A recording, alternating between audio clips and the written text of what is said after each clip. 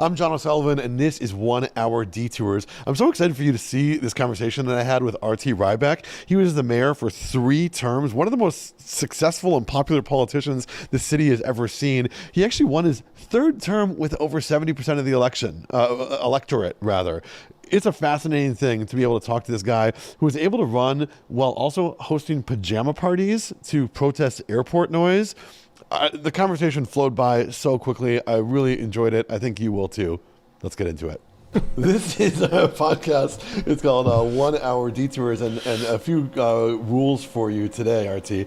I have a couple questions I'm going to ask you on here. We're going to see how the conversation goes. When this timer gets down to 0, that's the end of the conversation. And at any point, we don't edit this thing at all. So if at any point you feel super dangerous and fun, so it is. But I'm ready for these cards. So you can give it a test ring. Ring the bell. Go ahead.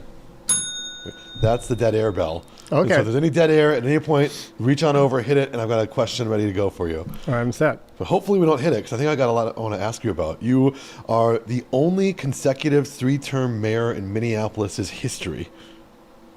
I'm looking to see if you're going to fact check me on this. I believe Mayor Fraser, the terms were different. Yeah. But I think Mayor Fraser served a year or 2 more than I did. I thought it was non-consecutive, though. Or was it mayor in the 70s? No, he was consecutive. He was, okay. Yeah. All right, let's put the correction on the screen right now. Yeah, I think I'm right, but I'm not sure. Let me try it a different way then. Not that that stopped me You were a wildly popular mayor, serving for 3 terms, getting like 70% of the vote in your 3rd election over here. But before we get to that, I've spoken to you once before. And you gave me some advice just about what I was doing with 1-minute tours. And you gave me a quote that I love so much. I've used it. I've repeated it constantly. You probably won't remember this at all. You said, John, I like what you're doing on these TikTok videos. You have this, if you'll forgive me, this wonderfully disheveled quality about you. Well, you're not dramatically more shoveled right now, but I think there's a certain element of gravity that your aging process has helped a lot with. So I think that was about an hour ago. So, I took it as a mandate. Now I'm leaning into disheveled. That's going to be the masthead on the website. Good. But it was interesting. I really appreciated it, because it's like, I think you were speaking to something about the nature of media and where social media and social video is going today. Well, and authenticity, I think, is a diabolical political weapon in this moment, and not only political weapon, but people just want people to be people. I hate to sound like Barbara Streisand here, but the fact of the matter is there's this massive industry trying to tell people what they're supposed to be like when they're doing public work, be it journalism, politics, whatever. And the single best advisor is the mirror. Just be yourself, I think. Mm-hmm. I find it's actually when I watch news lately, like I'm watching news because like people are in some cases getting their news from 1-minute tours from this little TikTok channel that I do. Good. And I compare that to what I see on the news where the cadence starts like this and it goes like this. Reporting live with KSTP on da-da-da-da-da. Yeah. And it's like, what is it? What are we doing? Like, why are we performing a Cronkite cadence over here? And I don't know, is that something that you notice as well? Well, certainly yes. And there's a lot of anxiety about the media and information moment. Where, in fact, I'm running the Minneapolis Foundation now. We're doing a big convening in October, the Minnesota meeting on how does Minnesota get its news and its information. And I've spent more time in journalism and media than I have in politics in my life. And what really seems to me to be happening is that there's a fracturing and a reconcentration of how all this works. So if you look to sort of like the 1900, there were multiple different newspapers here, and there was a Swedish newspaper and a Norwegian newspaper and all of that. And then that gravitated into very few, very dominant media outlets. And we're now seeing a refractioning and reorganization, and it flips a lot of people out. And it makes me nervous in places like not wanting to lose the phenomenal assets of, say, an NPR or any public radio and dailies like the Minnesota Star Tribune. However, if you really look at how we got into things like, say, Vietnam, it was from this overconcentration of media where a few voices were all parroting each other. So if you are a source of news for some and others are not, it's complicated because how do people find it. It's dangerous because there are a lot of people putting misinformation out there, but it is really about people on the brink of a new way of getting information, which is not necessarily a bad thing. So I see all of the dangers in this moment, and I also see the opportunity for us to come out of it in a better place where there's more of a democratization and breadth of where people get their information. Not a small topic, sorry, but Yeah, well, I mean, let's go into it because Yeah. your former employer was a Star Tribune from a while ago. well, 70s and I've 80s, had right? several media. I was my first job was editor of the St. Louis Park Sun. Editor meant the only person, so it was a suburban newspaper. Then I went to the Star Tribune and wrote for a daily for about 8 years. Yep. As a journalist or a columnist? Journalist. Yep. And then did several other things, but I published the Twin Cities Reader, which was an alternative weekly, and we started Q Monthly, which was again lesbian monthly. Then when the internet was really sort of just starting to begin, I went to a group called Internet Broadcasting that did TV-based websites. Yep. And left there and was a media strategist, internet strategist, which meant something when the internet was pretty new. Yeah. So I did work for Minnesota Public Radio, National Public Radio, Public Radio International, a few others. And so I've sort of had my foot in a lot of different camps on that. And I think it's really a good thing for people to think about their media diet, their information diet. Like you don't just eat asparagus every minute, right? Sure. And so if you have a planful diet, it's great. If instead you're getting information that winds up being misinformation, that's a big fat problem. And it's one of the reasons why we're screwed up in a lot of levels in the country right now. The largest newspaper media institution here has been purchased by a billionaire owner over here, Glenn Taylor, and has rebranded themselves. They'll be very happy that you said Minnesota Star Tribune because there's a rebrand on their part. And my intuition on that strategy is that it's because all the local dailies are dying. The Mankato Free Press, St. Cloud Times, all these local dailies are gone, and they're trying to fill that space. Is that a net benefit to the state that we have them doing that, or is it a loss that we have this fragmented market centralizing? I actually think the Minnesota Star Tribune is better than the Minneapolis Star Tribune. This is coming from somebody who's got Minneapolis tattooed everywhere you can't see. Yeah. I mean, I'm about this place. But I do believe that the idea of having unified and consistent high-level professional information for the state is part of, I think, weaving us back together. There was also this weird disproportionality about covering the hell out of the central city and putting massive scrutiny on and then not covering the rest. Yeah. There does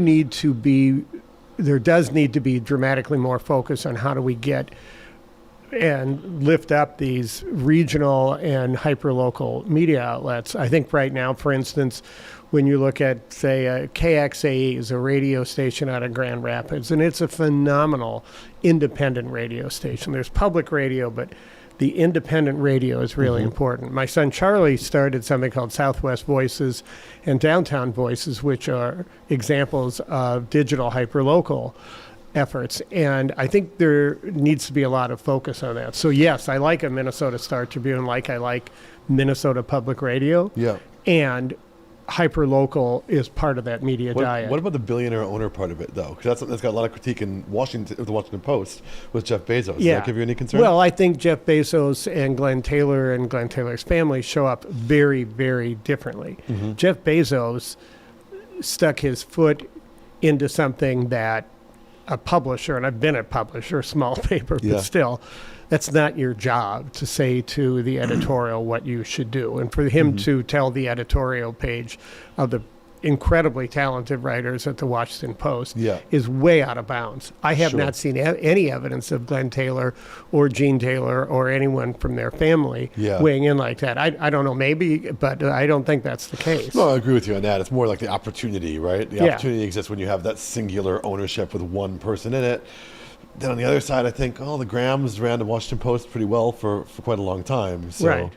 Well, and should our information be subject to the fact that somebody can own something or not? I think the sad fact of the matter is, on some levels, it's better than, say, Well, let me take this Minnesota Star Tribune as the Minneapolis Star Tribune. At a certain point, it was owned by a venture group that I think were sort of sucking it dry. And in came Mike Sweeney leading the board, Mike Klingensmith. These were breakthrough people who helped get the Star Tribune back.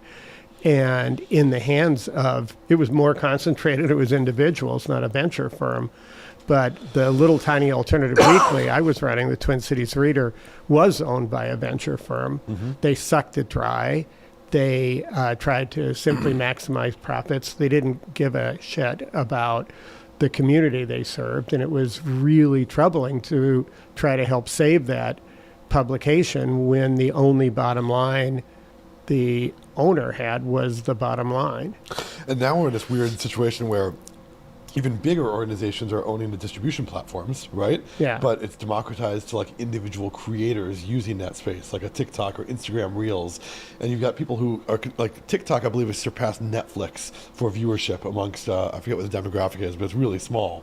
Yeah. And so it's like, I don't even know how to contextualize that because it's never happened before. You know, there was a really fascinating moment when the internet began to emerge that was very much about democratization. You know, I was just riffing a little bit on what it was like to be trying to save this alternative weekly and this venture firm sucking it dry. So I moved over into the internet space, and it was super promising because the early internet, I hate to sound like such an old geek. I remember when faxes started too, but we won't get into that.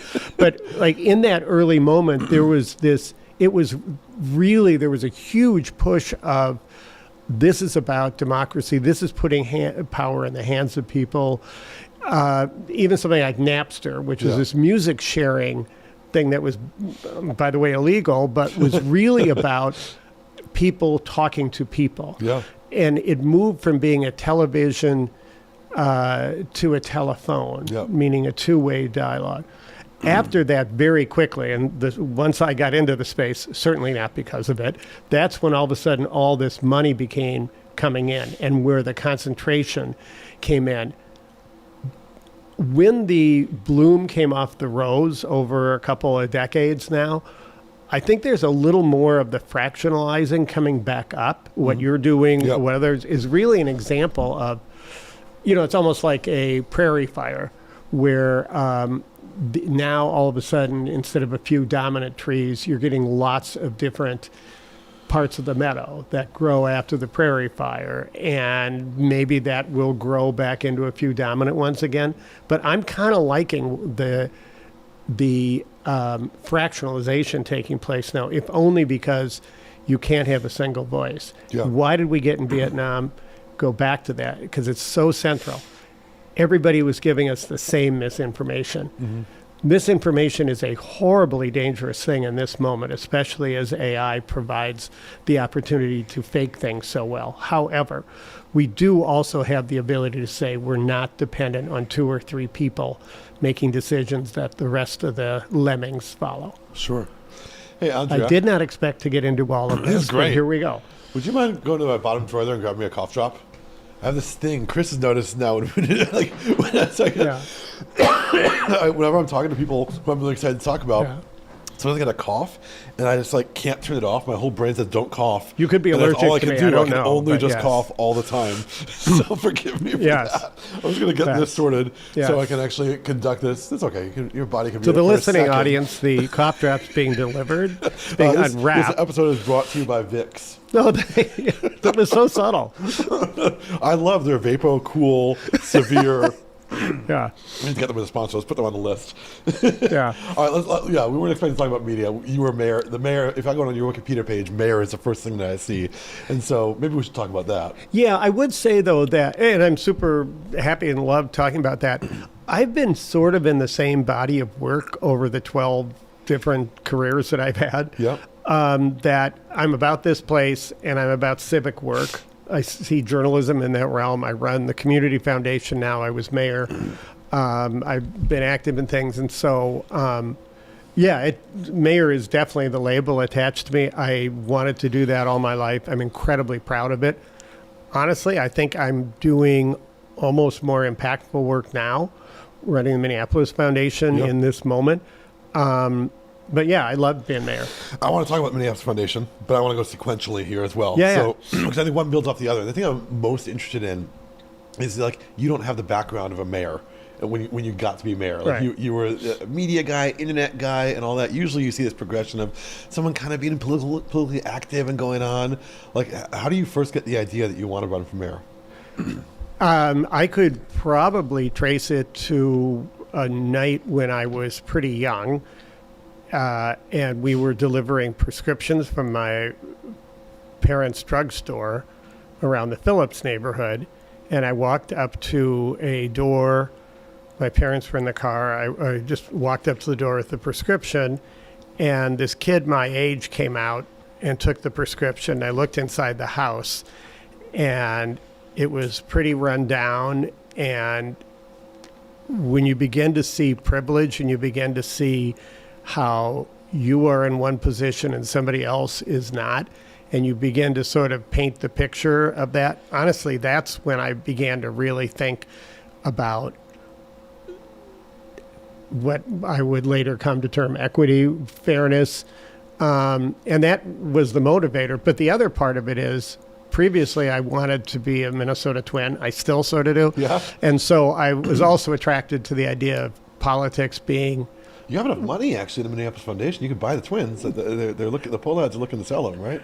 Yeah. I don't want to own it. I want to play on Yeah, it. okay, But the clarity of you win, you lose, all of that. Yeah. I was not in political office before, but I was very active in politics. I was raised, my first work was delivering Barry Goldwater literature that my mother gave me. And then Vietnam turned really me... made a difference, that one. Yeah, Vietnam turned me very, very much into a Democrat, but a McGovern Democrat especially, and I loved McGovern, and then, got into I've usually sort of gravitated to people who are a little outside the main thing. Yeah. Bill Bradley, Howard Dean, first mayor in the country to support Obama. That's sort of my lane. Yeah, I was in the draft Obama movement. I was really, and he was really great to me because I never asked him for anything. All I wanted was for someone like him to be president. But anyway, so I had a long political history, national stuff and local before running. I guess I knew the gig. The question I'm particularly interested in is, so you have the background of like wanting to make a difference in the community and all that, but actually going to file the paperwork is pretty complex, and actually the act of running is pretty complex, of like winning over these different factions in the city, and it's something that requires it does not allow for on-the-job training, right? You need to have someone who knows the political system. It's like, yeah, you can do the thing. Yeah. Here's how to go fill it out. Here's how to do campaign finance or whatever. So what's the actual thing that flips you from, oh, maybe I could do this, to I'm going to run in this election? Well, I think my the mayor at the time, Sharon Sales Belton, who I have a lot of respect for, and I'm really happy to say I think I'm pretty friendly with these days, was going into her third term, and third terms are really hard, and she had some pretty strong opposition from within the council. And I saw a race coming up where it would be a sitting mayor going for their third term and a city council member who was rock solid against that person. And there were these two factions. And I'm telling it in that way. I saw it that way then, and I sort of see a little bit of that now, that I am about the idea that we have enough fighting us in the city of Minneapolis without fighting each other so much. So I thought I'd run and probably lose and then come back 4 years, and I wound up winning. Oh, interesting. Yeah. But also, people need to recognize that when you do these things, it's so little about you. So, for instance, two people, Laura Sether and Peter Wagenius, came forward and said that they would just volunteer a year of their time to run my campaign. And Peter is a certified political genius, and so he would be the person who would help steer us through a lot of the technical sorts of things. I had people around, one friend in particular, a guy named Peter Taylor, who nothing about politics. He's a person who helped manage the construction of the Mall of America. He knows details and stuff. He was my treasurer because I trusted the heck out of him. My family was incredible, and just a group of people. It was super ragtag. I have some lumber. Let's put on a play, sort of thing. It was amateur hour. So you were running thinking you were going to lose, and then you won. Was there a moment where you're like, "Oh no"? Yeah, I remember one night. Was it before the primary? It might have been before the primary. I had never allowed myself to think I was going to win. And my wife and I were somewhere, and we were over by St. Anthony, Maine. And we decided to take a walk across the Stone Arch Bridge. And so we were on the downtown side. We started walking, and we turned back and saw the skyline at night, and it was absolutely beautiful. And we both totally teared up, and I said, "It is possible I'm going to be mayor of this city." And we just, it was one of those, I still get goosebumps thinking about it, you know. And, when you wanted to do something all your life, and for most of your life, since I wanted to be a twin, and then it happens, it's like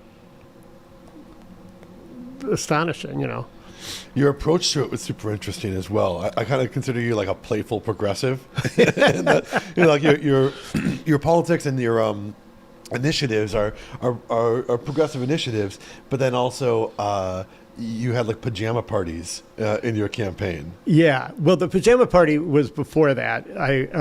There was, for years, people have been protesting airport noise, and it had been really serious stuff. And so I thought, okay, how would the public understand this? They'd understand that we're being woken up in the middle of our night by massive airplanes going over our houses. So I came up with this pajama party idea, and we all went out to the airport in pajamas and did a... Where did you go? In the airport terminal, or where were you? Yeah, that was in the days when you could go in the airport terminal. Yeah. We did a rumble line through the airport wearing pajamas, screaming, "We need a new airports commission." And were you wanting the airport to go to a new location? What were you wanting? Well, we wanted, first off, for people to understand that noise pollution is unregulated, unlike any other kind of pollution, and there should be limits on what planes can emit, both with noise and other things. And there are the airport is in the wrong place, but that probably wasn't changing, but there were other things to change. Anyways, that was before. But then when I got into office, a couple things. Number one, I realized way before, or after winning and way before I took office, that I was over my head. Oh, yeah. And then it got worse really fast, that I had been told during the campaign some things that made me think the city was in financial issues, and it was being denied. And when I got in there, it was clear the city had huge debts. So now I had all these aspirations and all these huge issues of finance. And so I had to work both parts of my brain. One is the idea that you've got to manage the city well and deliver a good value for people. So I laid out this whole 5-year plan to get us pay down the debt and do all that. And that was like super tangible sort of work. And then I got to work on some other issues. And I do been very, very progressively on social justice issues and certainly environment and multiple other issues like that. So people often had a little bit of trouble placing me. Yeah. But I was not the person who said, well, here's this side and that side, and I'm in the middle. Yeah. I'm normally in one or the other. Yeah. And I think this idea of political leaders watering down what they think to try to navigate what people want. Yeah. So, This is actually the thing that I mean, there's a thing I say about like in this city, if you didn't know Prince, you know someone who knew Prince.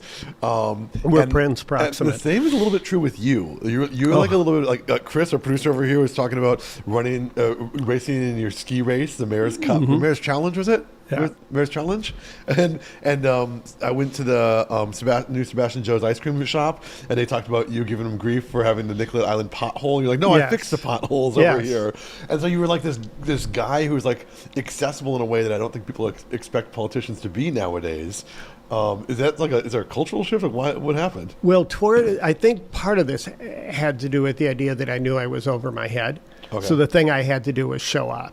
Yeah. So I showed up at a lot of really tough stuff, way too many murder scenes, but also just showed up, and I liked it. I mean, it was fun. Yeah. So I did have a lot of fun with the job, and I mean, it's like such an incredible privilege to be able to walk up to a stranger's door, knock on the door, and ask them questions about themselves, and you're actually allowed to do that. Hello, I'm your leader. As a politician.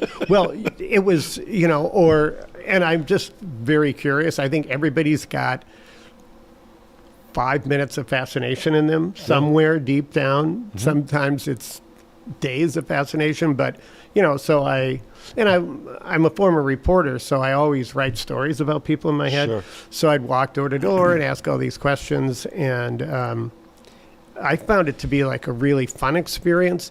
And it was also, I don't think people recognize how much,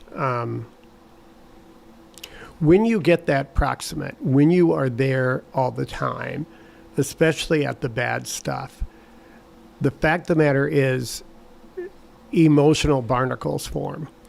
And, I could just label the word trauma. It's trauma, but you wind up, or I wound up, I think, putting my emotional self on the line quite a bit. And I am hesitant to talk about this. I touched on it in my book primarily because I wanted people to recognize that with their political people, with their ministers, with their teachers, with people who are like really proximate in tough stuff, those people need more preparation than I had for how much I internalized emotionally. Yeah.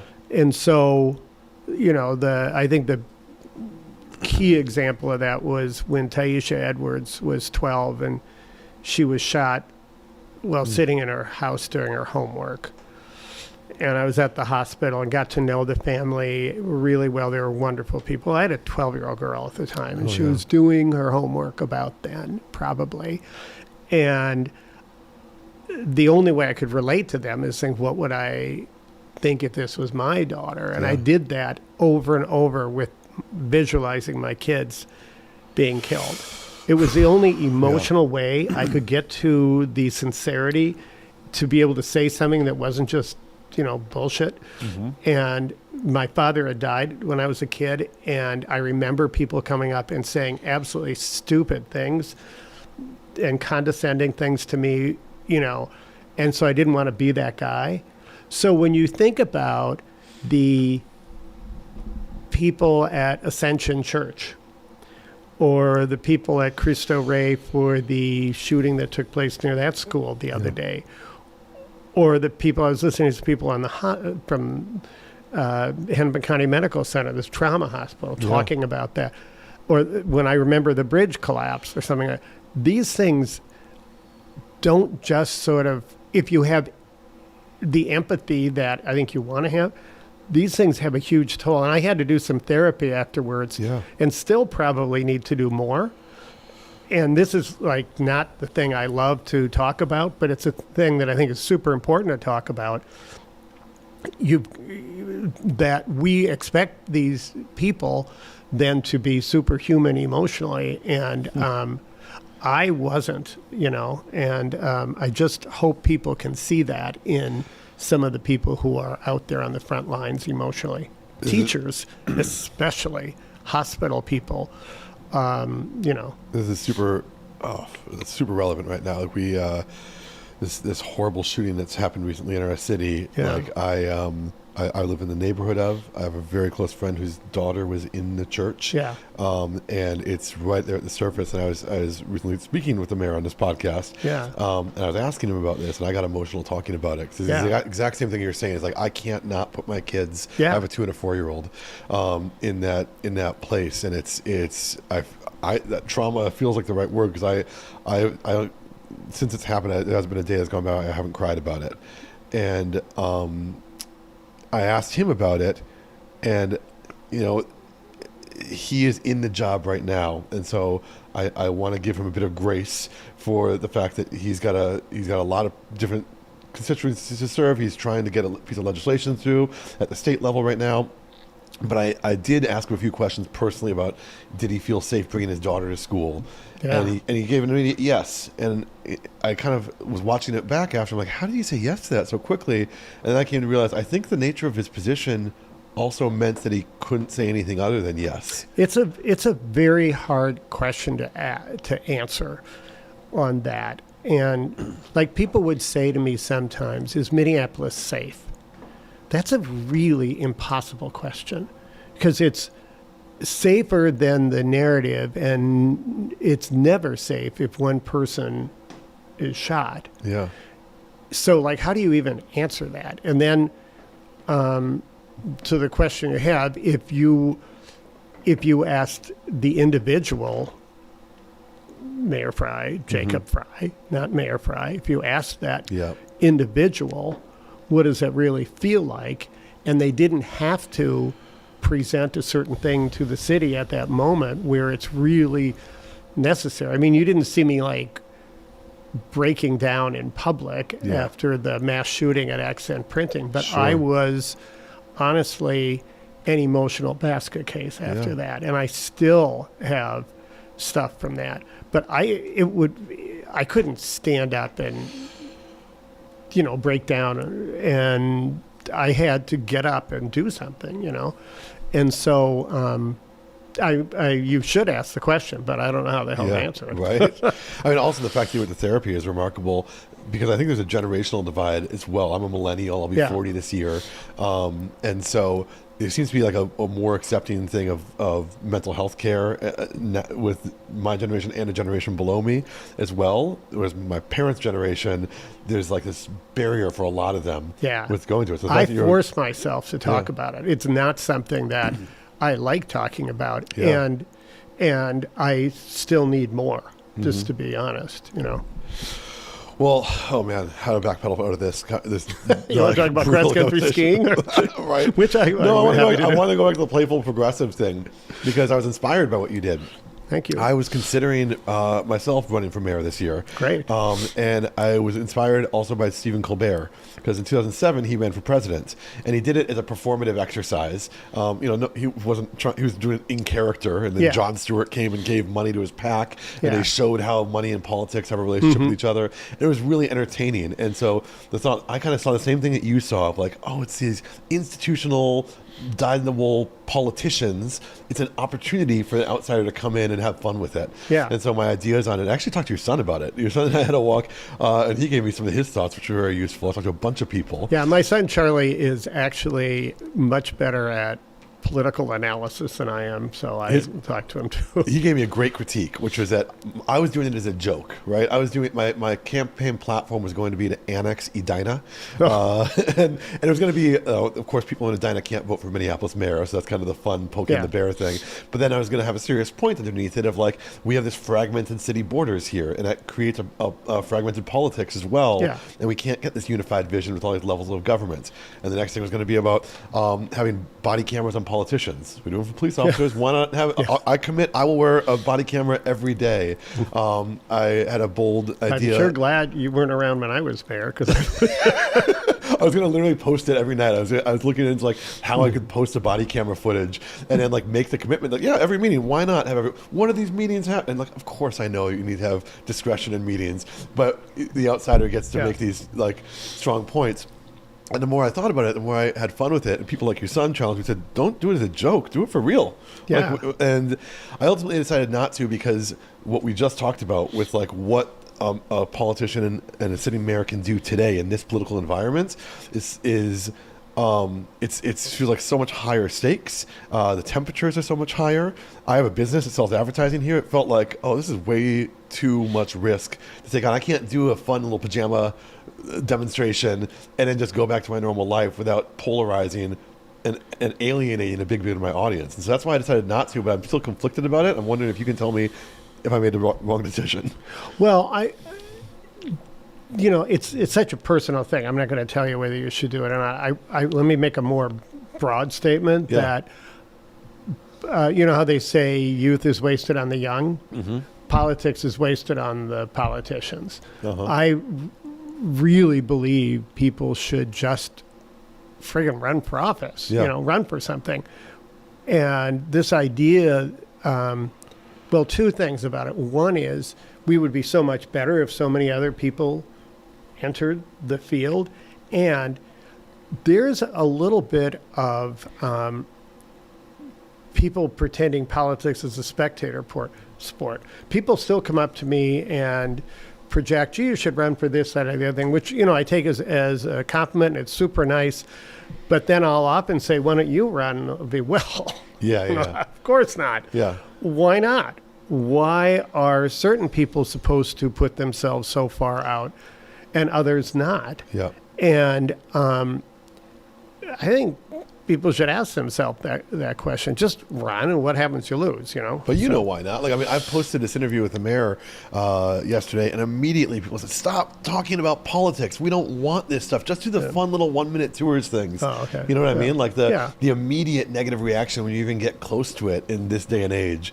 I just feel like the culture has shifted with like, if you're one of those people, then the general populace doesn't want to hear from you. Well, and I think there's also been, and I certainly bring this back to certainly Reagan and Nixon. Well, Reagan especially popularized this idea that all politicians are corrupt and the government is wrong and all of that. And we're seeing the manifestation of that writ very large right now.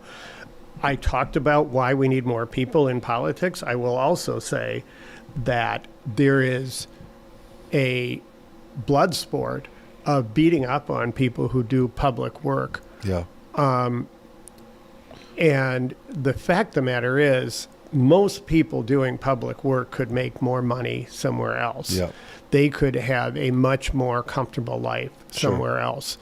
And this is what, Elon Musk should, I can't say enough about how upset I am with the way he treated incredibly dedicated public servants.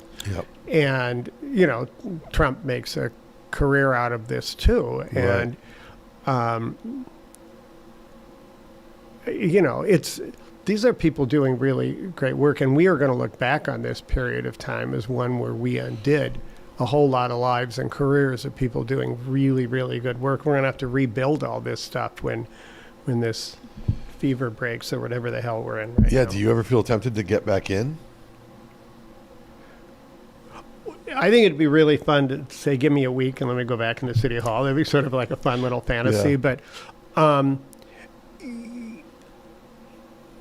I find it something that is really energizing, both intellectually and physically, running and all of that. That's really fun. But it's not as important to me as the idea of having a ongoing flow of new people coming in, doing things than others. Too many people are staying way too long. Yep. And I not nuts about the way exactly David Hogg went about all of it, but I think he's right, and so many others are right.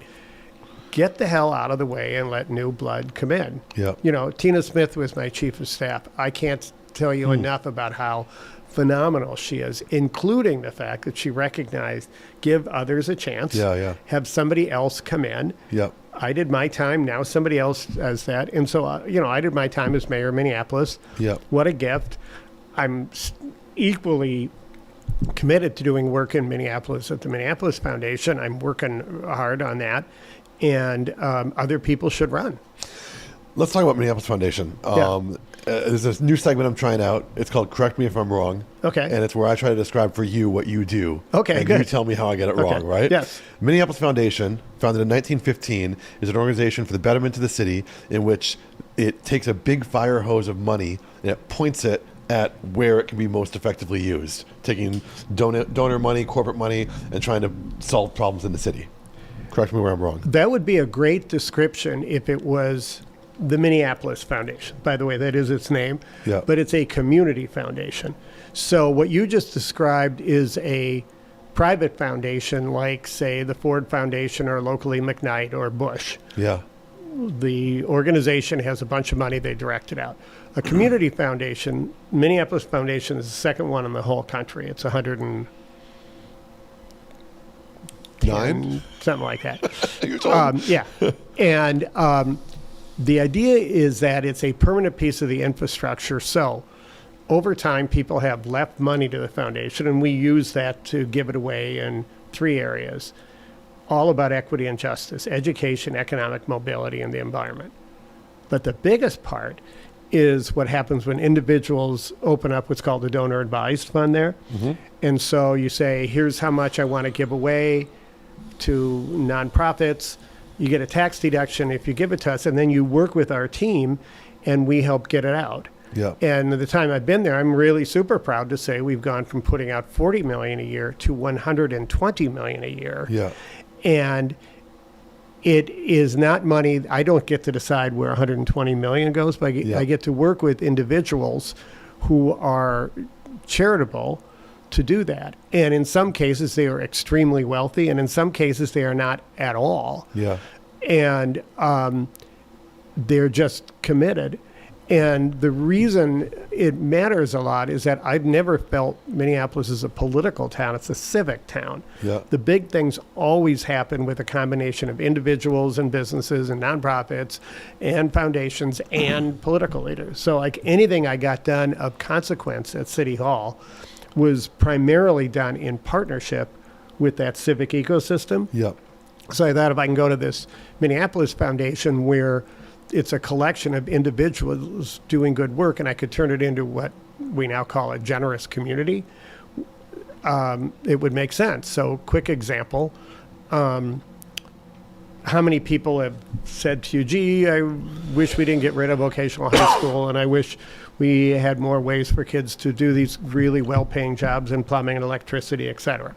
So we got about 5 fund holders together and had a little dinner in North Minneapolis and talked about it. And one of them said, all these are strangers now. And one of them said, well, here's this cool program I had that helped get vocational education into high schools. And the person across the table said, wow, I didn't know you funded that. I funded that the second year. Huh. The third person said, wow, I'm going to fund that next year. That's how a generous community works, and that's what I get to do.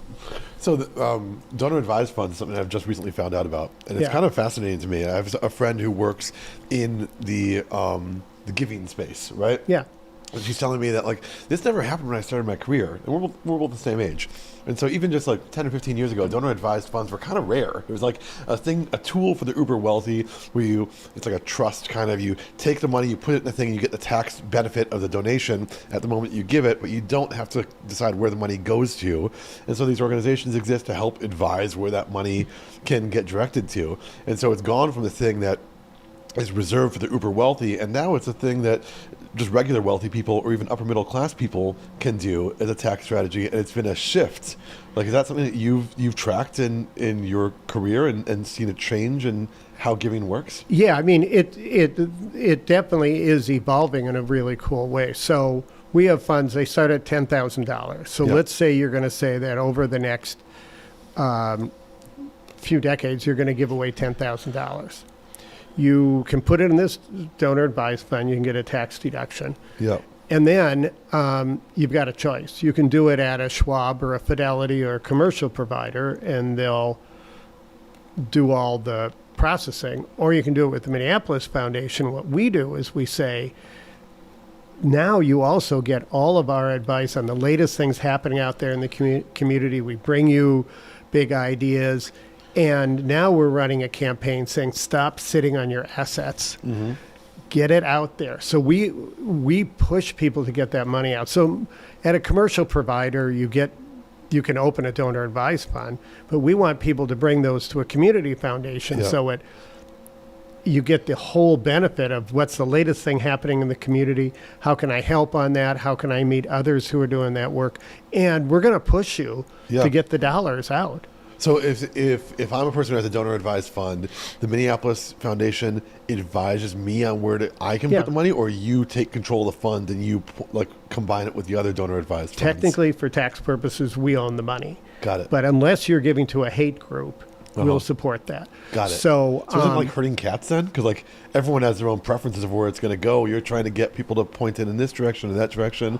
Does there get to be a complexity of that? Well, think of, a few thousand people who we have who we're working with, but we're not trying to herd them all in the same place. We're trying to meet them where they're at. So let's say you say, I care a lot about education and you care a lot about nature, and we'll maybe come to you with the idea of, hey, there's this outdoor learning experience that builds math into science into a summer program outside for kids. Common ground. Or right now we're doing a lot on economic mobility has always been our biggest. So for instance, when George Floyd was murdered, we went to our fund holders and raised $35 million. I'm sorry, we raised $20 million and the state put in 35. And so we had this thing called the Main Street Fund. So we'd go out and put money into these incredible nonprofits doing work to work with the individual entrepreneurs. And because we'd been working with these nonprofits for a long time, we knew which ones were most effective and we could get that money out. Sure.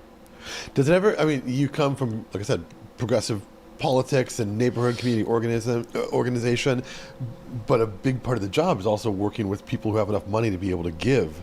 Does that ever create a sense of conflict in you, or a big part of the job is encouraging people to give more money, which means you're talking to wealthy people by definition?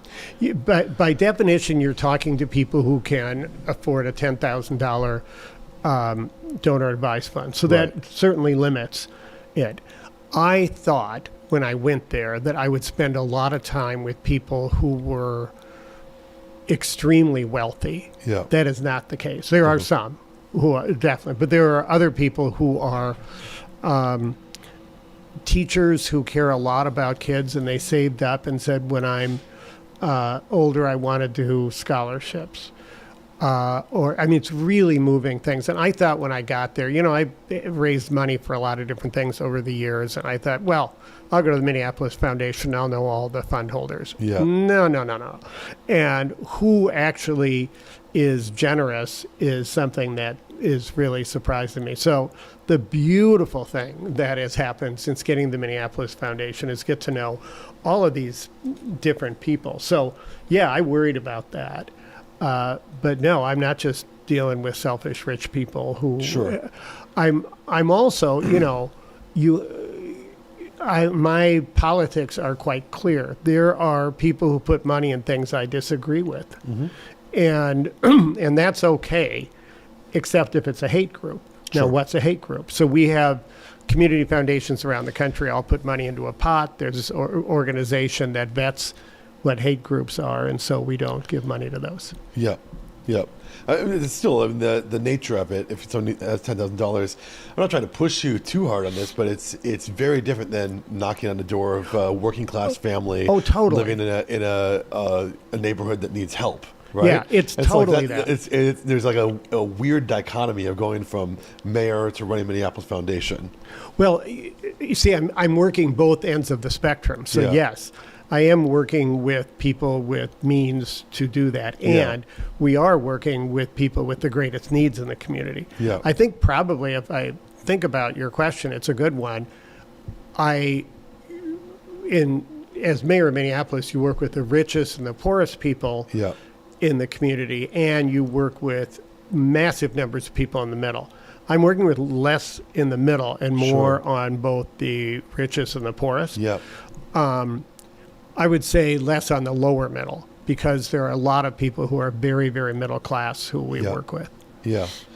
I'm curious to hear a little bit more of a little bit of your thoughts on just Minneapolis as it is today, right? It's you've lived here almost all your life. You were Yeah. briefly on the East Coast for college. I went think. to Boston College, but I've lived here my whole life. Yeah. Yeah. And so you've seen the city change in time. Yeah. I spent 13 years overseas and came back in 2022. Right. And so I kind of got this like prodigal son view of the city. So I think there's kind of a benefit of having that gap away. Yeah.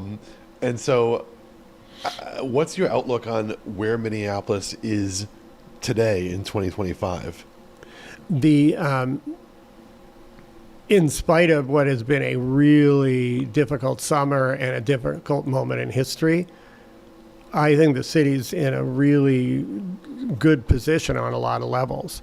The levels that I like are, first off, like physically, it is a city with incredible natural assets, and we preserve the best ones for everyone. So if you go to the most beautiful natural spot of most big cities, it's owned by rich people. Mm-hmm. If you go to that in Minneapolis, you're walking around B'nai at sunset, or you're walking on the riverfront, or you've done your tours. Yep.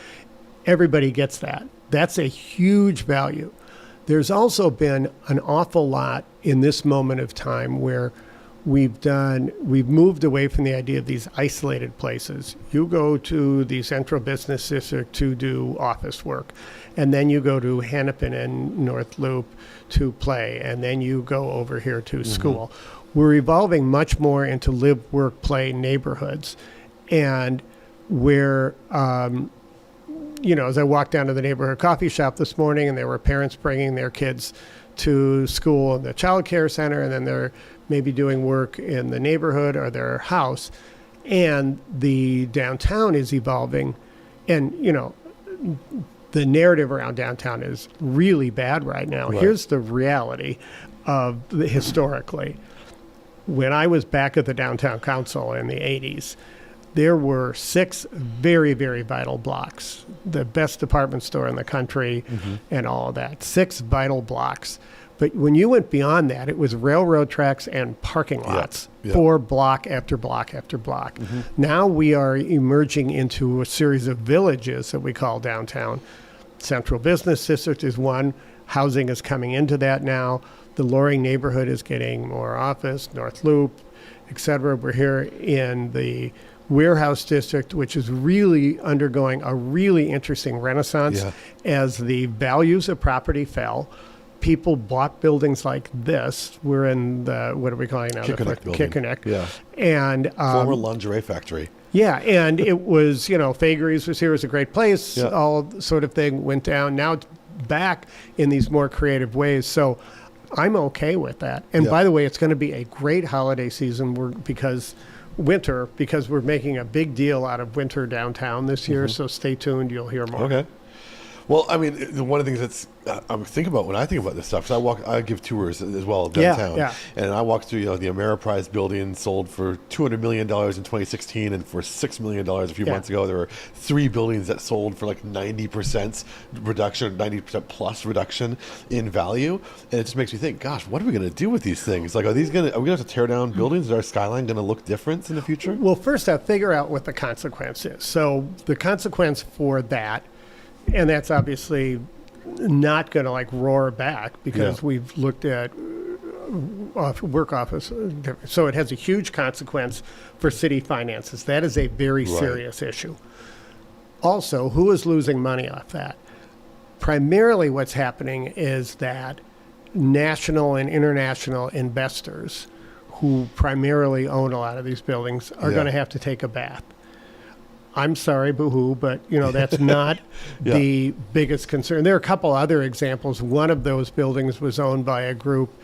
I'm not going to mention which one. That's a foundation, and the resources would have gone into a foundation. That's a big loss. Okay, but the fact of the matter is, if these buildings have to reposition and have to be more competitive with prices, and the consequence of that is that people who are speculating lost some money, that's the biz, folks. There's also, I'm not saying it's a simple thing, but it's not a public consequence. The other thing, though, about it is, buildings like the Sioux Line building were ripe for conversion to apartments. Yeah. But that Ameriprise building, the floor plate, the nature of it, and it's not really ripe for conversion to the others. So they're even talking about like the City Center building over here, just tearing the whole thing down, putting up a basketball court, a basketball arena. It won't in fit its there, place. by the way. But yeah, What's that? The basketball won't fit there. So It wouldn't fit there. Is that No. true? Oh, okay. Yeah, it's true. But, But- the question is basically, our whole downtown is built for a pre-COVID, pre-internet era, structurally, infrastructurally, and so like, is the skyline going to look different? Is the thing I start. Well, to the think about. skyline won't look different because I don't see the economics of tearing down buildings. I think some of them will have higher vacancy. Yeah. I work in the IDS, and in the IDS, it feels pretty vital these days, Yeah. And some buildings do and some don't, but there are, our office people are in 3 to 5 days a week. Yeah. And it's starting to come back, but it's not going to be like it Yeah. was, and that's a reality. But I'm more focused and concerned on street level storefronts. Yeah. The biggest conversion that needs to take place is some buildings to housing, and more storefronts with the big retail spaces are a problem, and so that's. I reckon there's something to be said about the fact that this building here, which is now a maker's space, it's like there are all creators in here. I'm one of them, but then really there's also exciting. 2 floors of all visual artists who are here. They have an art gallery, they have art openings. It's exciting. It's also a family from the metropolitan area, from St. Louis Park, who owns this place, and so they're Yeah. able to invest in the community and see that. They take it's not just money thing, and a lot of the buildings ownerships in downtown, it's out of state, it's international development companies, it's people looking at lines on a spreadsheet. Yeah. And it makes me think about like this, the nature of our kind of globalized society right now is that impeding our ability to fix downtown. On one level, yes. The other level is somehow whoever winds up owning some of these buildings has to figure out how to turn them around. Yeah. So the upside of it is there is the potential of getting folks with money from outside the community who have a financial incentive in it to do that. And so some of these buildings, like U.S. Bank's building, the one that they're in, has done an amazing renovation. Or a more local example, LaSalle Plaza with Hempel, which is a great developer that's in this community and Yep. elsewhere. Yep. They've done great work. And so the ones who will be most effective with the existing tenants will be the ones who will have that outside capital coming in. Right. One other thing I noticed about Minneapolis generally is I think that I think our city's incredible. Like I've come back to this place and I'm like, well, this is a world-class city. Like like you mentioned the parks already, the skyways people marvel at. There's been critiques of like whether these are a net benefit or harm to it, but they're here. Yeah. And international folks who come in and interstate folks are kind of, they're amazed. They have a sense of wonder about it. We have these like world-class theaters, places, cultural institutions, history, all this stuff. And yet we kind of shut in the wintertime for outside visitors when it comes to like the tourist economy, because I look at everything through a tourist lens. I look at a place like Chicago, and if the numbers are to be believed by the Convention and Visitors Bureaus, we have just under half the visitation of Chicago every year. That's getting padded by our airport, but I mean, we have a significant number of visitors every year, but it does not feel like we have just half of what Chicago has. You go to Chicago, it's like architectural boat tours and mafia tours and the Willis Tower and there's so many things to do over there, and it has this like aspirational thing. And then going lower than that, you have like smaller than that, I should say, you have like a Nashville or a Portland, and these cities are places that have like been able to occupy a niche, right? And Minneapolis, I mean, we all know that it's great who live here, I think, but we haven't quite, I don't think, figured out how to appreciate that, like, we could be a Portland or a Nashville or one of these sorts of places. We're much more than a Portland. Let's just start there. But Shots fired. Yeah, I mean, I love Portland, but come on.